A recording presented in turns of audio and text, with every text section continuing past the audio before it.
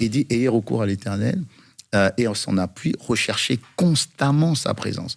Ça veut dire repartir à Dieu et à Dieu seul. Je me rappelle, quand j'étais seul dans ma chambre, j'avais perdu mon père, ça faisait à peu près 3 ans, et puis bon, j'avais un peu bourlingué et tout ça. Et à un moment donné, je sentais toujours le vide à l'intérieur de moi. Je sentais le vide à l'intérieur de moi. Je suis allé à l'église parce que ma mère disait qu'il fallait que j'aille à l'église.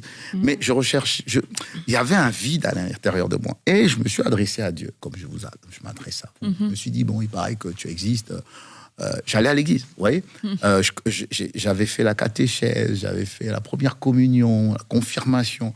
Mais je n'avais pas Dieu dans mon cœur. Donc j'ai parlé à Dieu. Simplement, j'ai dit, bon, si tu existes, moi je te donne 3 conditions. La première condition, il ne faut pas que je voyage en payant les billets. Donc la deuxième, j'ai une dette, il faudrait que tu puisses régler.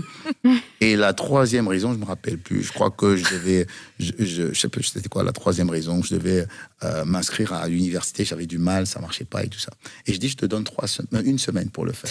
Si tu le fais en 1 semaine, mais tu es Dieu. Je lui dis, voilà, tu es Dieu en fait.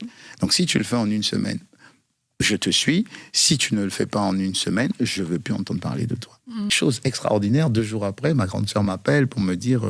elle travaillait à Air Afrique à l'époque. Je ne sais pas si vous avez toujours le souvenir de cette compagnie mythique africaine.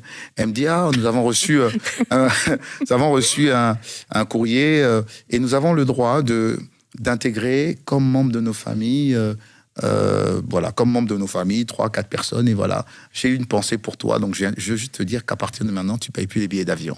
Ouais, 2 jours après. Et... en moins d'1 semaine, Dieu a répondu à ça. Le fait que Dieu ait répondu à ça, je n'avais pas la connaissance d'aujourd'hui, bien sûr, mais j'étais juste dans une quête. Et ce qui est magnifique, extraordinaire, c'est que ce n'était pas une prédication. C'était le soupir d'un enfant de 20 ans, je crois que j'avais 20 ans, 18 ans, d'un enfant de 18 ans qui était juste en recherche de quelque chose de différent, malgré le fait qu'il avait un certain succès dans le monde et tout ça.